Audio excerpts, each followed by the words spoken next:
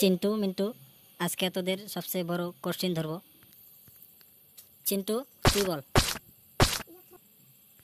আজ্ঞে স্যার, কি বলবেন?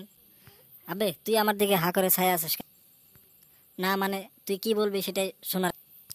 স্যার, আমার সাথে কিন্তু মজাক চলবে না। আবে ওই স্যার, আমি না তোরা। চুপ বাই। আচ্ছা চিন্টু বল, আমাদের স্কুলে স্টুডেন্ট কতটি আছে?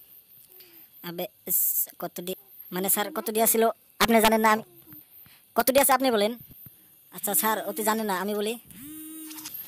আচ্ছা স্যার, চিন্টু কেমন করে জানবো? চিন্টু তো সকালে ভাতই খায় আসে। আচ্ছা চিন্টু জানে না, তাহলে তুই আমার এই কথার উত্তরটা দে তো।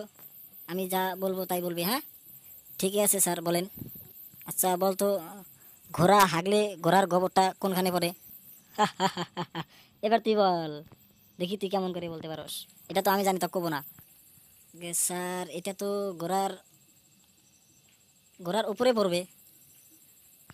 শালার বোকা, তোরা খালি আমার মাথাটা খেতে আসোস, তাছাড়া আর কিচ্ছু পারস না।